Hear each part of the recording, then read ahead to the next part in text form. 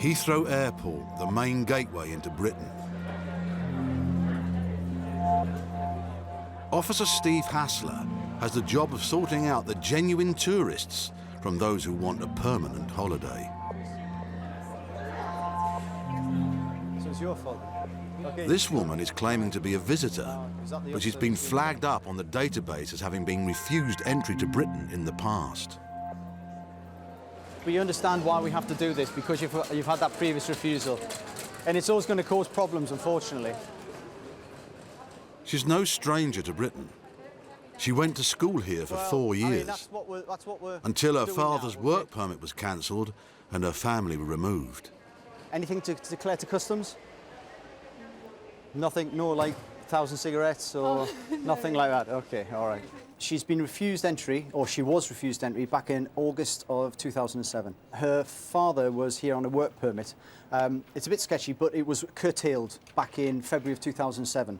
She claims now she's come here to pick up some certificates, her GCSE certificates, from the examining board. She claims that she had sent for them, paid for them, they were sent in the post, but they were never received. The only thing is she doesn't have a return ticket. Why would somebody come on a two-week visit without a return ticket? That's a little bit strange. Is it Lahore you're from, yeah? Yeah. What do you do there? Studying? Yeah, I'm studying law. Law? Oh, that's good. Yeah. Immigration law? No, I'm trying to stay away from that. Okay, don't worry. Nothing personal. No. That's my university card. Excellent, I'll just borrow that as well. You get that back. I don't have any cash or anything. No cash. What about credit card? No credit card? So you got nothing at all? So how are you going to survive initially? Okay. Your family, friends? They'll help me out. Her claim to be picking up certificates to take back to Pakistan doesn't quite add up. Well, it's just this fact. She's got a single ticket, she's got no money, and she hasn't actually arranged for these certificates yet. You see, I don't get this part, because she and her entire family have been refused entry. Okay? Yeah. They've previously been living here, what, 4 years? Yeah. Further to that, they appealed and went down the human rights line as well. So they're kind of well aware about how things work in the UK. Things work, yeah. So then to send a family member alone on a single ticket with no money doesn't stack up. A closer look at her luggage doesn't improve her chances. At the back, I've just discovered some old pay statements, and I just went out to the control and spoke to her. I said, well, why have you got these certificates with you? You know, if you're just coming to get... and she said, oh, well, it's just all my documentation that I had when I was in the UK. But there's P45s as well. Now I'm a little unhappier because these are documents that are not necessary at all Relevant. to obtain a course in Lahore. Exactly. It's question time for the law student. Officer Hassler wants answers. It's not looking good, all right? I won't lie to you, because I can't understand why you've not brought any money with your tickets. We're going to have to come through this way, all right? And the fact of the matter, you've got £2 on you, you've got no credit cards, you've got no return ticket, you've brought other documentation, which, to be quite frank, you shouldn't have brought with you. I can't understand why you brought it with you. This interview will decide whether or not Officer Hassler returns her on the next flight home.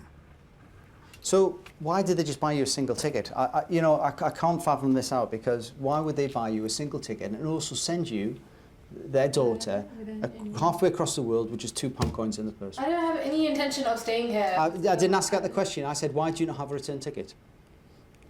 Because I didn't know what date exactly I would go back. She said she didn't know how long she was going to be here. It was going to be 2 or 3 weeks. And I said, well, why didn't you get an open ticket? I says, we have many times people come here. And she says, oh, yeah, I found about that on the aircraft. I hadn't heard of open tickets. She didn't know about open tickets. Didn't know about open tickets. This is a young lady who's lived in the UK and has clearly travelled before, but didn't know about open tickets. We get people coming here all the time who are coming as visitors, and if they don't have return tickets, they don't have money, they'd just be refused. It's not credible. You're coming here as a visitor, but yet, you know, you've got no evidence of support whatsoever. You said that you're going to come here, get these GCSE certificates, but yet you've come with all this documentation, and you would need that sort of stuff if you want to settle here. You've even got your, you know, you're shaking your head, but in your wallet you had your national insurance card, which you had your national insurance number in. Why would you bring that to the UK? I just brought my wallet with me. But then we start going into things like her previous bank statements here, mobile phone accounts, in previous interviews with Job Centre Plus. Certainly with regard to her documentation, she has literally packed up everything, put it into a folder. It's as if she's picked up her life, brought it here. And I think we've got to remember this. I mean, the family had lived in the UK since 2002. The father had been working here. She's had most of her informative years here. Like I said, she's been a student here. She'd got a job. She'd taken her exams. And then all of a sudden, for no fault of her own, the rug's pulled out from under her feet and she's forced back to a country that she probably hasn't lived in for a number of years. And all of a sudden, she's left, you know, thinking, well, where's it all gone?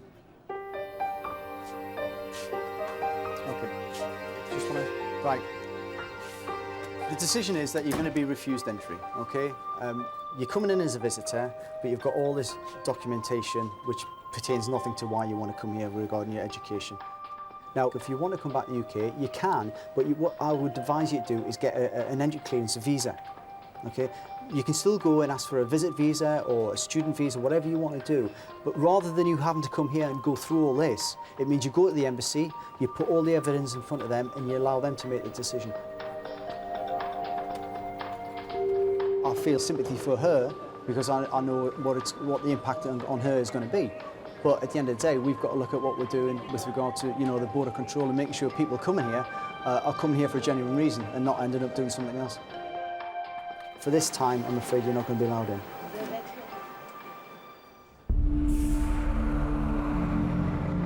"8 a.m, the port of Calais, France. Hundreds of lorries are preparing to board ferries bound for Britain. But some have unwanted cargo. Illegal immigrants trying to get into the country. An Anglo-French deal in 2004 allowed UK immigration teams to be based on French soil for the first time. Their aim, to stop the clandestines, as they call them. All the way through. Yeah, let's find it back. And it seems clear, this one. Officer Bridget McCarthy has been stationed here for over 4 years. You got your passport handy? She has a special tool adapted from a ski pole that detects breathing. This is a CO2 probe, and in plain English, anything in there that's breathing will be picked up. And so we'll get readings. What you have to do on here is watch how the readings fluctuate and what levels. We know what limits we go to, and if we want the vehicle open, as we class it to be a high CO2 reading, we get the driver to open it up. They find most clandestines here in the search bays. But there's a report in of a lorry that's not been checked here and is now just metres away from boarding a ferry. Right, we're going down to the berths. We've had a call to say that ECS have had a find of 5 inside a vehicle. The clandestines could be just moments away from boarding. Oh, they'll be distraught. Bless them. Yeah, they'll be distraught.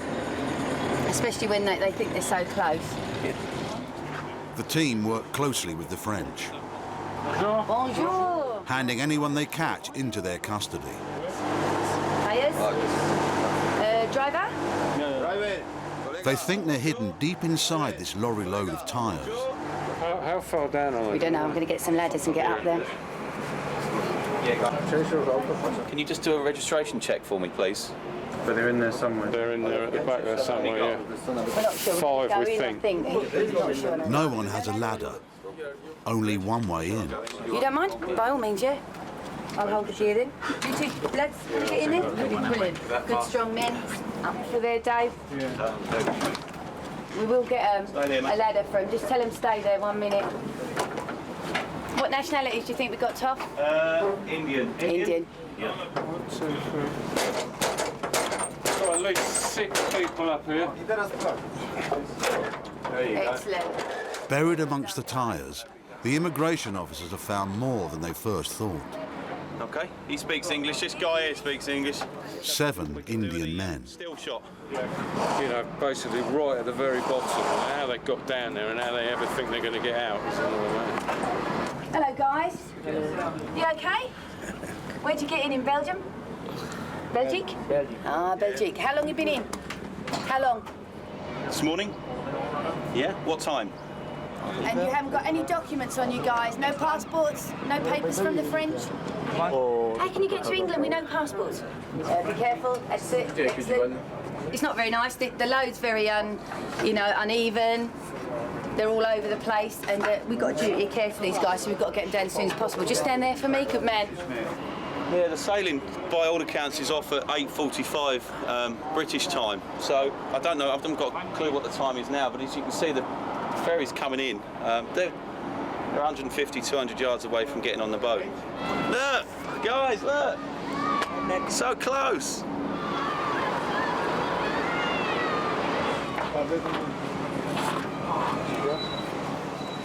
But there's little time to hang around. How many in the other load? 6 Indians? Another report of more clandestines. On another lorry that's also about to board. Sure, we're just waiting to confirm on the lane number. So we're going to leave this vehicle and head over here now and sort this one out as well. Okay. While the Indian men are taken to a holding room, the team are going full steam ahead.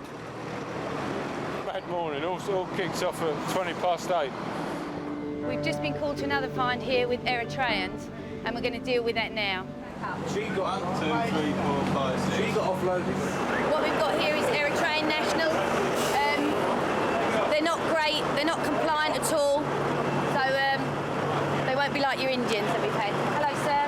Thank you. That's 7, this will be 8. Lane 105. Yet more calls come. There's been another find.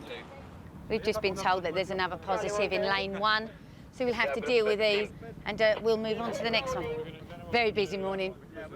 The team are stretched, but they won't leave until every inch of the lorry has been searched. That's it. Good man. How you doing? Their persistence pays off. Okay. Stay there. Don't stay there. Thank you. I think the hat might give it away. Stay there, come on. The first vehicle over there with the tyres is unstable to move back. We're trying to get it tied up as best as possible, and we will be taking that back. Wait. Good man. The same thing will happen with this vehicle here. We've just been given another call to go to lane 1. 3 times in, what, 5-10 minutes? Busy morning here.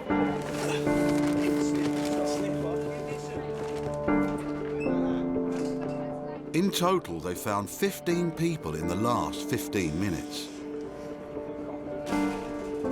And outside the port, hundreds more ready to take their place.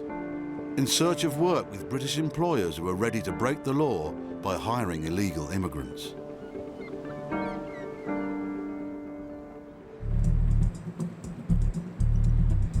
Companies who flout immigration law can be found all over Britain. And they're not confined to the big cities. In the Midlands, over 70 law enforcement officers are preparing to raid a chicken factory they suspect are employing illegal immigrants. Harm reduction, both nationally and... It's 10 a.m. at the briefing for this massive operation. We've received information which has been assessed by the UKBA and the police that's identified that up to 70 foreign nationals who are immigration offenders or suspected of being as such are currently employed. Immigration officers have teamed up with the police, the Human Trafficking Centre and other government agencies. They're after illegal workers and their employers. In bringing people in from former Soviet Union countries by providing them with false documentation, is offering them new identities. They're preparing for tough conditions. The chief immigration officer has been on hundreds of enforcement raids, some more dangerous than others. It'll actually be me that enters the production floor and basically instructs all the workers to put their knives down. We've seen approximately 58 employees enter the premises this morning. For every illegal worker, the employer could face a fine of up to £10,000. This one. Yes. Yes. Go, go, go.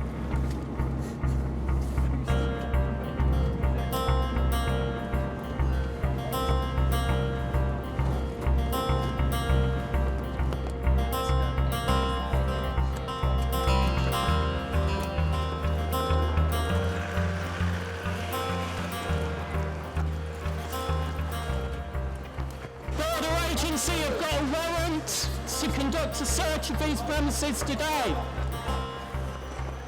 Stay there! Police! Police officers, everybody stay where you are! Everybody stay where you are! Stay where you are! Everybody stay calm! Everybody stay very, very calm! The first job is to make the factory safe. Each worker has a razor-sharp knife, a necessary tool of the trade, but a potential hazard on an operation like this. Okay. Yeah, just at the minute we're securing the premises to make sure all the officers are safe. And that means getting rid of all the knives and putting all the subjects to the left and right of the building, and nothing can happen in the spur of the moment, basically. Okay, is there anybody here that's British? If you are, then could you put your hand in the air? If you're British, put your hand in the air. Nobody British. The immigration team has a lot to search. They have to be fast and careful. United Kingdom Border Agency! Officer Carl Mason secures the top floor to seal off possible escape routes. Excellent, fantastic. Can you take this seat for me, please? I am. I'm just going to get my coffee and go for a fag meal. OK, well, you're going to have to stay in here for the time being. Basically, what's happening now is the outer cordon's on, stopping anybody running away. We're sweeping downstairs, which is going to be the hardest bit because you've got all the workers down there, and we're just sweeping these offices. I'm not going anywhere, John. That's OK, no worries. Just trust me. I trust you implicitly. Andy, if you can just identify whether there's anyone British over there. On the ground floor, the chief immigration officer and his team are trying to establish the workers' nationalities. All right, but everybody on the production line is a foreign national, as far as you're aware. All right, thanks very much. You stop there, fit in there for me, OK? It would appear that every single worker bar one is a foreign national. So the next thing that we'll be looking to do is try and identify which ones of those come from an EU country, because again, they'll be not be subject to immigration control. Sir, where are you from? What country? What country are you from? What country are you from? Afghanistan, Iraq? No, Nationality? Romania? Keep moving down, please. The chief has his own method of finding information. And did you all move up from London together then? Yeah. Oh, that's good. Yeah. Play the nice guy. What sort of jobs did you do in London? Oh, right. So totally different then. Yeah, at the end of the day, if we don't come across too forceful, then more often than not, they'll just have a chat with us, and we can get a lot more information that way. What made you come and work for a chicken company then? I didn't know that. You didn't know? What were you told you were going to come and do? Just to take care of chickens, that's it. Oh, so you thought you'd be feeding them? I think they're a bit past feeding now. He was promised a job up here. That is quite important to us in that there are several allegations that maybe people are employed by this company. Some are given to believe that they'll be doing different types of work to what they actually end up doing.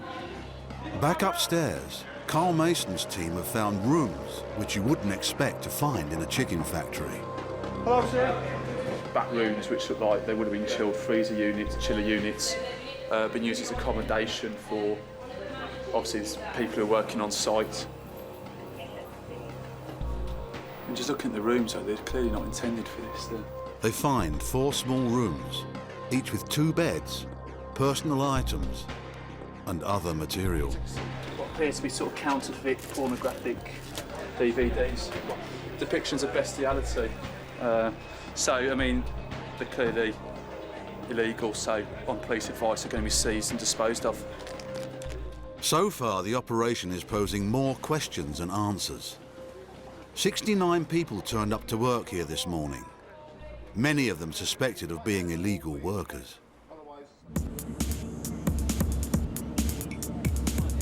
Back at Calais, and the morning rush hour shows no sign of slowing up. So we've had Indians, Eritreans. Yeah. What do you think we got here? This time, a more unusual find. Hiding in the cargo, an entire Vietnamese family. food. Hello, speak English? Any passport, documents? Is it a family? Thank you. Family, yeah? All family. In this particular load, we've got 5 Vietnamese, 3 are female. So when the escort team come, we'll get them out as soon as possible, get them into detention where they're safe. The family had obviously heard about the breathing detectors. They had a plan to try and deceive them. A dangerous plan. So they will actually put plastic bags over their heads, risk their own lives, you know, in order to get to the UK. It's tragic, really, but it happens, and you can see it here. Day in, day out, we see it. You think you're wrapped in that bit of plastic and your head's covered as well. Your oxygen and whatever else isn't going to last very long. Do you want to just jump down for me? Excellent. Oh, that's fine. So wait there, no problem, stay here with me. No air holes in that at all. They're just full of air. I mean, this lady obviously looks quite drained and tired looking, doesn't she? So I think she's obviously suffering from the effects of not having much oxygen by being wrapped in one of these.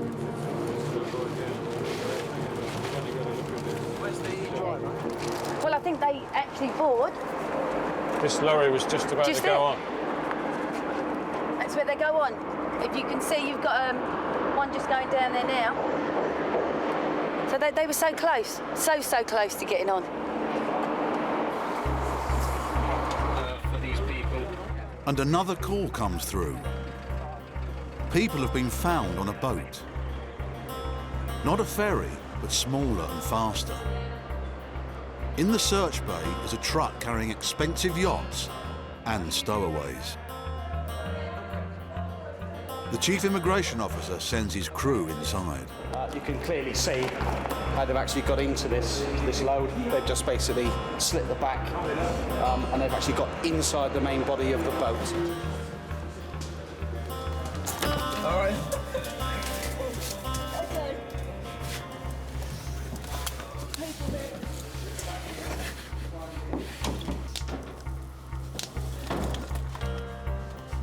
There's 4 in there at the moment, but there could be more. And obviously we're going to have to search the ones on the back of this trailer as well. Hi there.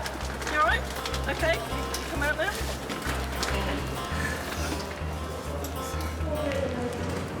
What we're going to do is make sure this ladder's secure when they get down. Okay, you be careful. Hi there. Oh, careful. Mind your head. Okay. Around 50 ferries leave the port of Calais every day. Each one an opportunity to reach British soil. In 1.5 hours, 31 found in 6 separate finds. Different locations, so I think your team and our team are working very hard this morning. Yes, yeah, it's a good job. There were 31 clandestines found in 2 hours. They were handed over to the French police. Their whereabouts now is unknown.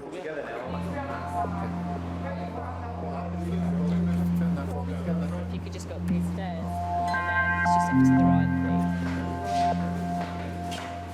please. It's time to process the workers at the chicken factory. Yeah, that's fine.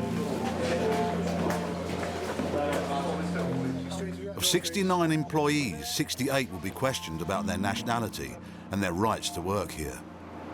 This is your last one? That's a go. We've counted about 30 people that have admitted not being EU nationals. However, we have a lot of subjects that are Romanian, Bulgarian, and when they joined the EU, certain restrictions were put on their employment. They couldn't just come and work like a Spanish person can. They have to have registration cards to work. So what will be interesting now on the questioning upstairs will be, have you got the relevant documentation to work legally in the UK? That's fine. Come through. On big operations like this, the officers confiscate personal items like mobile phones. Yeah, basically we've had incidences where we've allowed people to use a mobile phone in a factory or a house, and what they've done, they've called the friends or protest groups, and they've come round and basically it's caused a major incident where we've got protesters outside the house preventing us getting anybody out. We've arrested. All the foreign workers are kept under close guard in the canteen. We're going to have 10 at a time, weren't we? So we need some more. We need some more, don't we? In the corridor next door, they set up a makeshift office to interview the workforce. With their mobile fingerprint machines and some interpreters, the detective work begins. Illegal immigrants will be arrested and face being removed from Britain. But who will stay and who will be leaving?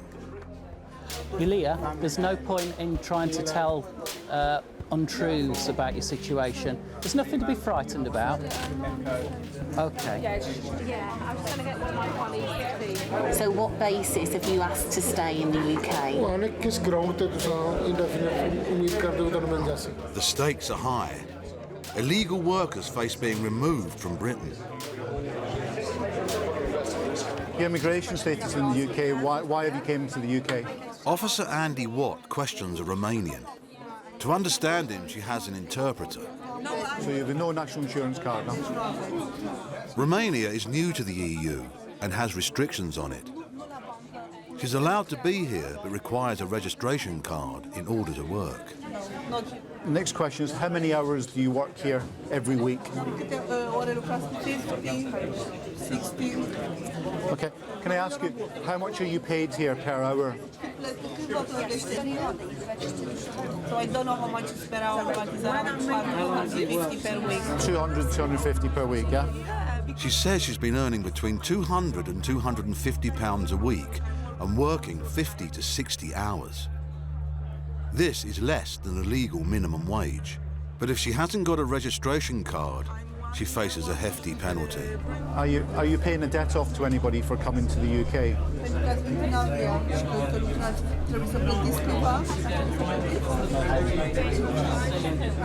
No? Okay. Has your employer here ever threatened you in any way? Hold your breath. Well done. Upstairs in the factory's makeshift bedrooms, officers are searching the workers' belongings. Leave it all there a second. Okay. If you take a seat there. I've only got one for some reason. They've already found fake ID cards and arrests have been made.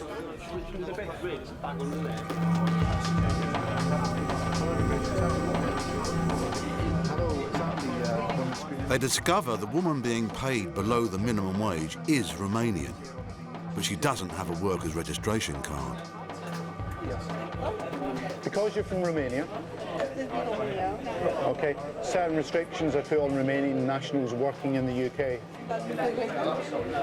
Okay, and as such, you should have a work permit, a registration card to be in the UK. Okay, now there's a penalty notice for you working illegally in the UK.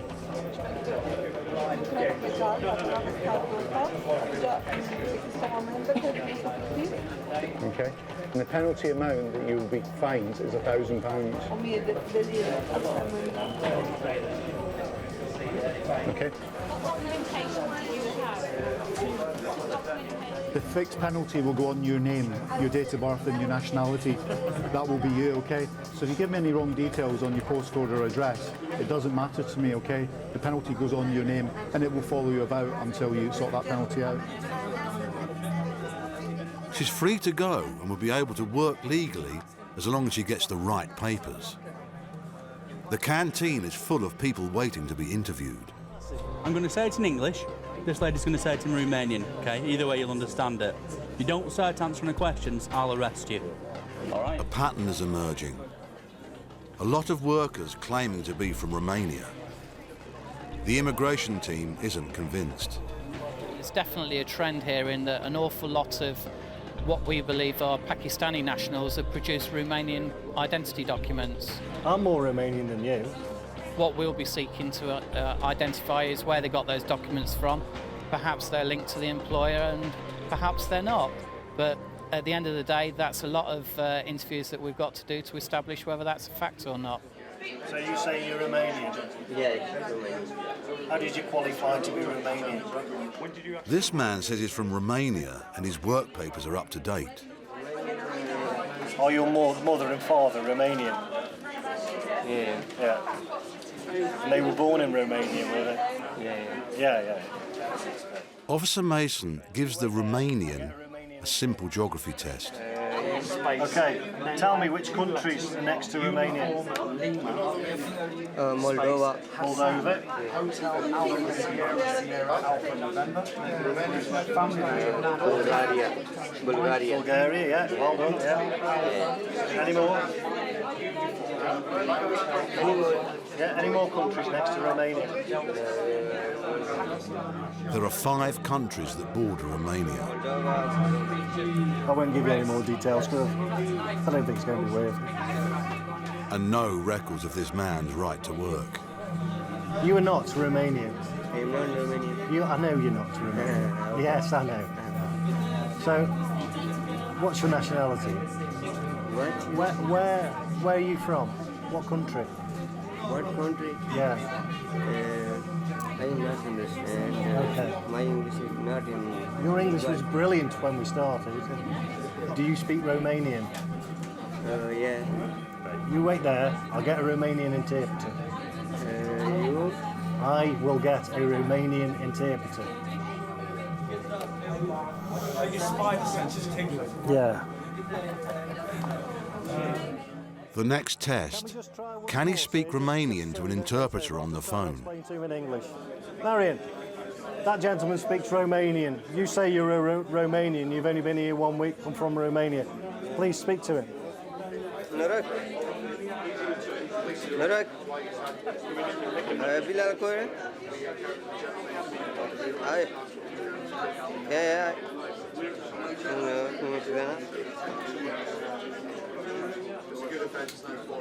Just making noises. Hold on. Yeah. Oh, that's high. Hello, sir. Okay, sir, I'm very sorry to have wasted your valuable time yet again. Well, thank you very much for your help. Okay, sir, cheers, thank you, bye. Okay, that's a Romanian interpreter. He says you're not speaking Romanian, he says you're speaking, well, nothing really. Marion, I know Marion's not your real name, but let's just stop, all right? Stop all the lies now, okay? I'll give you this one opportunity to start telling me the truth. Where are you from? No, I am. You check identity. Okay, no, I'm not bothered about your identity card. You've told me you're Romanian. You can't tell me the capital. You can't tell me what monetary units are used over there, okay? At the moment, all you're doing is getting yourself into trouble, okay? So what nationality are you? Don't insult me and tell you're Romanian. No, I am not. Okay, I believe you've entered the UK illegally. What's going to happen now is my colleague's going to arrest you. You'll be taken to a police station where you'll be interviewed further. Andy, can you arrest this guy, please?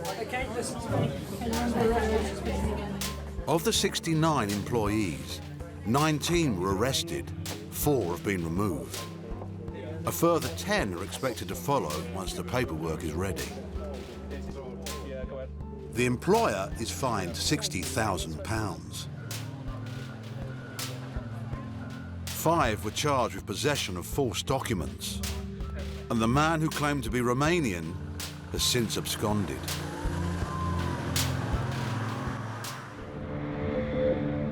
Heathrow, Terminal 3.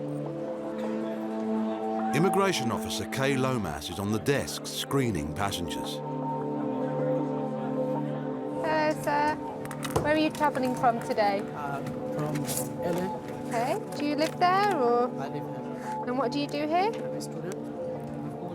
Tell me the whole title of the course. Yeah, it says postgraduate. Yes. Certificate Business Administration. Right. It's MA, it's a Masters of Business Administration. Well, there's a difference between a postgraduate certificate in business administration and a master's in business administration. Which one is it? It's a postgraduate certificate in business administration.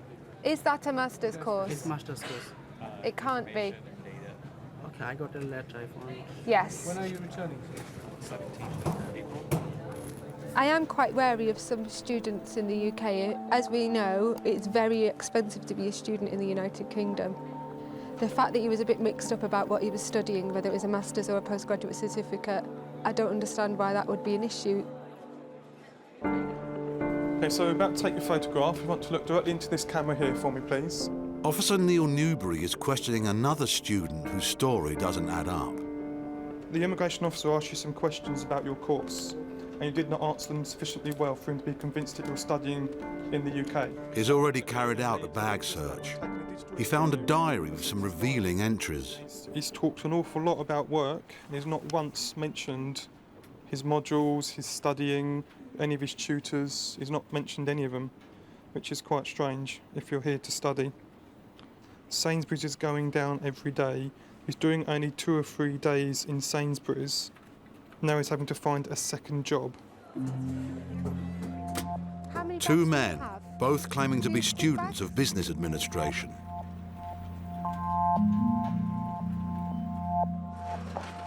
To find out if they're genuine, Officers Lomas and Newbury will have to do their homework. Can you tell me what you've learnt in human resource management? What I study? What you have studied. There is a 2 part. One is employee and another one is employer. Yes. Okay. And if something wrong with the employee and employers, they need to advise the one HR manager or some HR consultant to get the sorted out these things. And what does the HR manager do? What is their role? What is the role?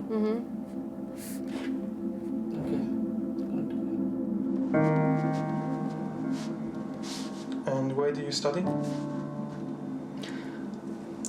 Central England. Oh, I have too much.